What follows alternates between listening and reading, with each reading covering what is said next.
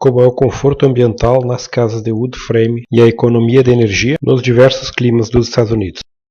Neste vídeo, vamos analisar o que é feito nas paredes das casas de wood frame conforme os diferentes climas dos Estados Unidos para garantir conforto térmico e economia de energia. Vamos também estabelecer uma comparação entre as construções feitas no Brasil e se este padrão de construções pode ser utilizado por aqui. Para fazer esta análise, vamos relembrar alguns conceitos de transmissão de calor dentro dos corpos, condução e de inércia térmica, que está relacionada à capacidade dos corpos absorverem e liberarem calor em um determinado tempo. A transmissão de calor por condução ocorre dentro de um determinado corpo ou dois corpos em contato. O fluxo de calor vai sempre do ponto de temperatura mais alta para a mais baixa. Por exemplo, em climas frios, onde a temperatura externa é sempre mais baixa que a temperatura interna da habitação, o fluxo de calor vai sempre do interior para o exterior da habitação. De acordo com as características dos materiais, o fluxo de calor dentro deles pode ser maior ou menor. Quanto mais rápido o calor é transmitido dentro do corpo, maior o seu coeficiente de condutibilidade interna, que é inversamente proporcional à resistência térmica. Então, quanto maior a resistência, menor a condutibilidade. Na sequência, o cobre transmite mais que o latão, que transmite mais que o duralumínio, que transmite mais que o aço. Os materiais que conduzem pouco calor são os isolantes térmicos. Eles são materiais com baixa densidade, constituídos de várias câmaras de ar em seu interior. A capacidade isolante deles vai depender então da condutibilidade interna do material e da sua espessura. Neste caso, quanto mais espesso uma parede ou menor seu coeficiente, melhor seu isolamento. Quando temos uma parede, ou como no exemplo, uma laje constituída de materiais diferentes, o fluxo de calor vai se intensificar no material com menor resistência térmica, ou maior condutibilidade, criando pontes térmicas. Ponte térmica faz com que o comportamento térmico seja como se o tamanho deste material fosse maior do que na verdade é. Corpos têm a capacidade de acumular calor ou liberar, dependendo da diferença de temperatura entre ele e o ambiente. Um metro cúbico de água, baixando a sua temperatura de 20 para 19 graus, libera 1000 quilocalorias, a mesma quantidade que 2,07 metros cúbicos de concreto, ou 41 metros cúbicos de isolante térmico. A primeira conclusão que podemos chegar é que os isolantes térmicos são péssimos acumuladores de calor. Esta característica dos materiais de acumular calor pode ser aproveitada de duas maneiras. Quando temos uma determinada amplitude térmica, isto é, uma diferença de temperatura entre o dia e a noite, podemos utilizar esta característica para melhorar a transmitância térmica de uma parede. Quando a temperatura externa é mais alta, o fluxo de calor entra na parede e vai levar um determinado tempo a aquecer o material. Neste período, a temperatura externa da parede pode ficar mais baixa, dividindo o fluxo de calor entre o interior e o exterior da parede. Isto cria uma diminuição na quantidade de calor que entra no ambiente e um atraso. Dependendo da espessura da parede, a temperatura interna máxima dela pode ocorrer durante a noite, quando a temperatura externa da parede é mínima. A outra maneira é quando utilizamos a captação de calor do Sol através das esquadrias e acumulamos nestes materiais durante o dia. Durante a noite, estas superfícies, que vão estar mais quentes, liberam calor para dentro do nosso ambiente. No verão, nós protegemos as nossas esquadrias da entrada do Sol, e a menor quantidade de calor que entra na habitação é absorvida por estas superfícies. Durante a noite, o calor liberado pode ser eliminado através da ventilação seletiva noturna. Se as superfícies internas tiverem isolamento térmico, não haverá acumulação de calor dentro da habitação. Neste caso, vai haver um aumento bastante grande da temperatura interior, dependendo do tamanho das nossas esquadrias. O calor utilizado durante a noite vai ter que ser fornecido por alguma outra fonte de aquecimento. Na condição de verão, é de extrema importância a proteção das esquadrias, pois qualquer calor vai fazer com que a temperatura interna aumente significativamente. e, neste caso, tendo a necessidade de retirar este calor excedente ou com ventilação cruzada ou sistema de condicionamento de ar. Para avaliação dos diferentes climas dos Estados Unidos, vamos utilizar um diagrama criado por um arquiteto israelense, Baruch Givony. O diagrama de Givony é uma carta construída sobre um diagrama psicrométrico que permite determinar a estratégia bioclimática para adotar em função das condições de temperatura e umidade relativa. No diagrama distinguem-se as zonas associadas às suas respectivas técnicas bioclimáticas que permitem alcançar a zona de bem-estar. No diagrama encontra-se uma zona de bem-estar térmico delimitada a partir da temperatura do termômetro seco e da umidade relativa, sem ter em conta outros fatores. E uma zona de bem-estar ampliada, pela ação de outros fatores adicionais. Para a direita, a zona de bem-estar pode ampliar em função da massa térmica do edifício, representada pelos tipos de materiais de construção, que é aumentada pela ventilação seletiva noturna, o resfriamento evaporativo e a ventilação da edificação. Fora destes limites e para a direita do gráfico, só se pode obter as condições adequadas com sistemas mecânicos de climatização. Para a esquerda do gráfico, a zona de conforto se estende, sempre que se produza aquecimento, que pode ser calor liberado internamente, aquecimento solar passivo ou ativo, ou ainda mediante o uso de sistemas convencionais de calefação ambiente. Vamos analisar o clima de algumas cidades dos Estados Unidos com características bastante diversas, começando por Miami. O clima em Miami, no período de verão, fica fora da zona de conforto durante o dia, onde é necessária a utilização de equipamentos de ar-condicionado. Durante a noite, fica dentro do limite de conforto com ventilação. Na meia estação, as temperaturas durante o dia e a noite ficam dentro dos limites de ventilação.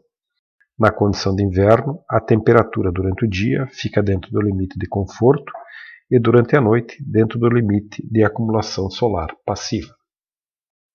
Indica a necessidade da utilização de sistema de climatização para verão e uma utilização muito pequena na condição de inverno.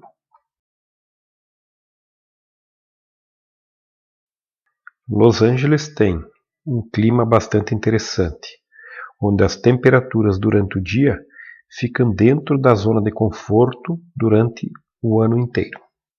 As temperaturas durante a noite ficam dentro dos limites de aquecimento solar passivo.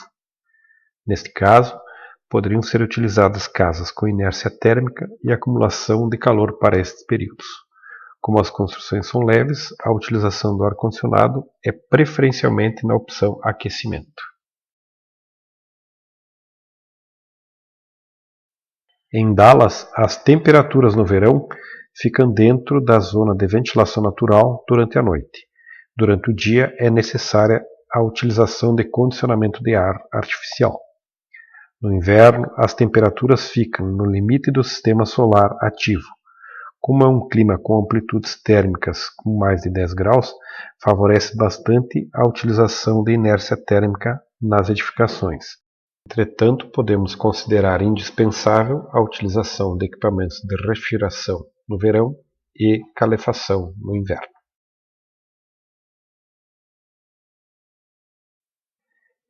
Em Nova York, as temperaturas durante o dia de verão ficam dentro dos limites de ventilação natural ou de inércia da edificação. As temperaturas na meia estação ficam dentro dos limites do aquecimento de solar passivo e ativo. Já no inverno, é necessária a utilização de sistemas de calefação nos ambientes.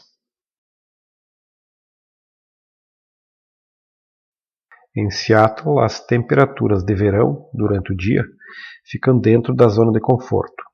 Nas outras estações, as temperaturas ficam dentro dos limites de solar passivo e solar ativo, sendo as temperaturas noturnas de inverno na zona onde é necessário o sistema de calefação.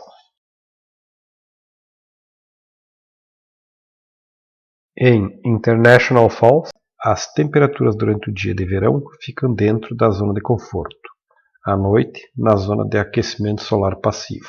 Nas demais estações é necessário aquecimento dos ambientes com sistema de calefação. Os Estados Unidos têm 8 zonas climáticas de construção com diferentes níveis de isolamento térmico. Vamos analisar os diferentes tipos de parede de wood frame conforme as zonas climáticas de construção.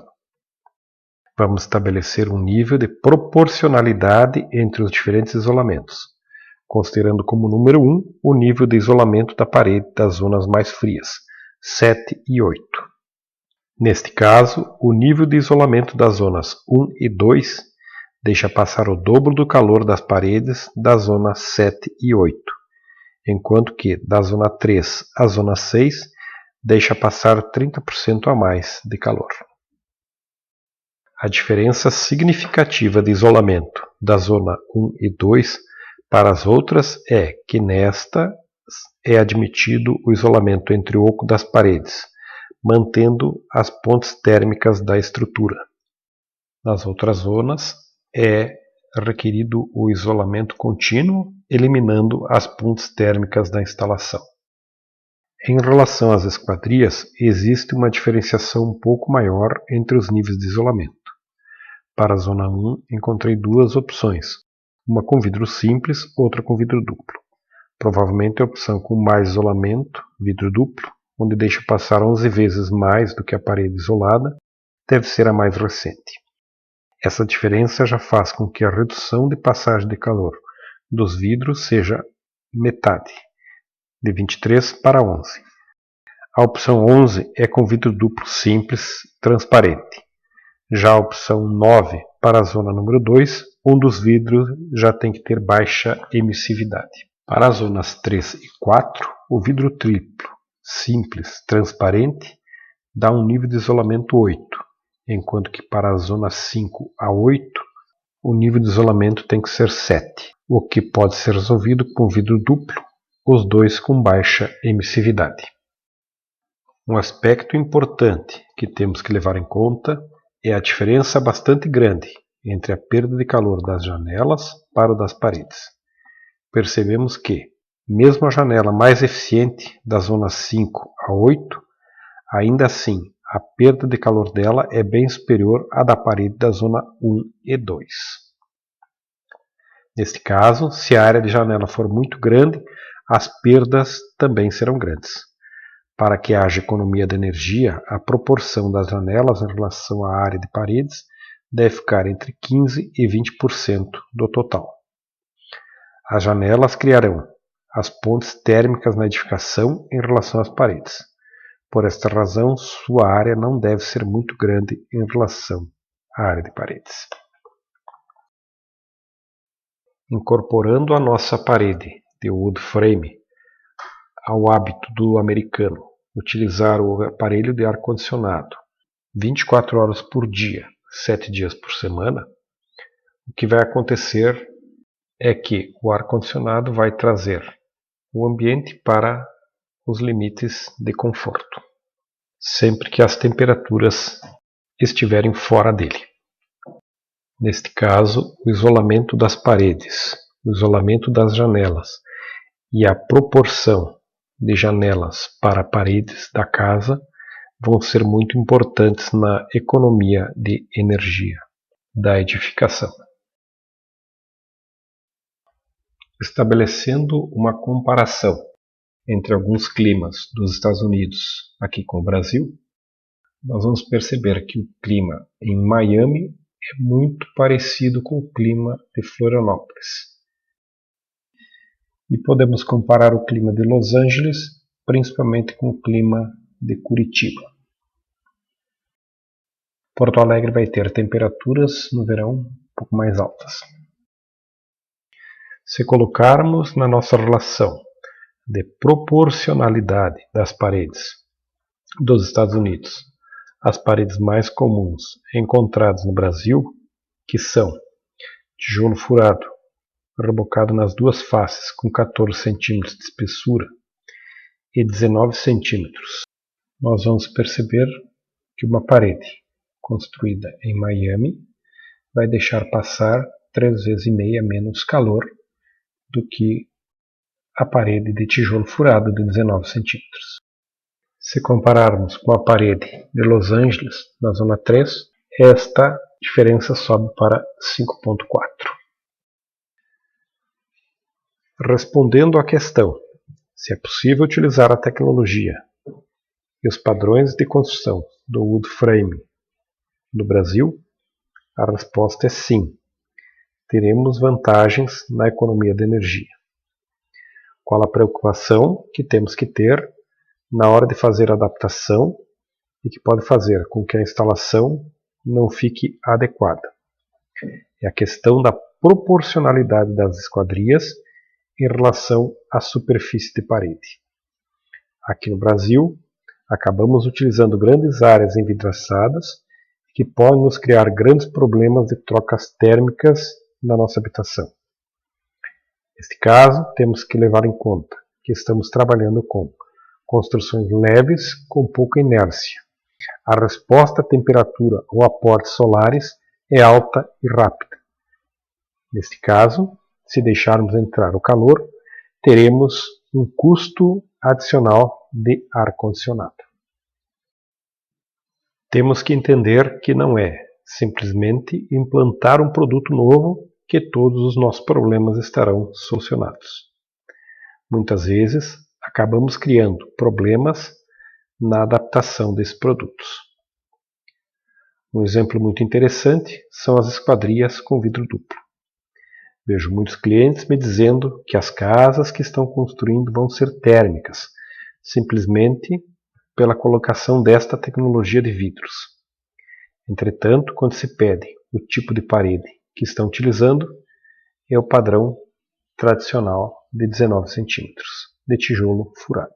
Se analisarmos a proporcionalidade do isolamento das paredes, veremos que muitas vezes estão investindo um valor alto nesse tipo de esquadria, onde o investimento em uma parede mais isolada, com janelas com proporções mais adequadas, acabariam tendo uma maior eficiência e um custo mais baixo. Já tive caso de uma residência onde melhoramos o isolamento térmico das paredes e forro, e no ambiente onde se instalaria uma máquina de 24.000 BTUs, conseguimos resolver com 9.000 BTUs sem a utilização de janelas com vidro duplo. Espero que tenham gostado do vídeo. Se tiverem algumas dúvidas, podem postar nos comentários. Precisando de consultoria ou projeto, fico à disposição. Muito obrigado, até uma próxima.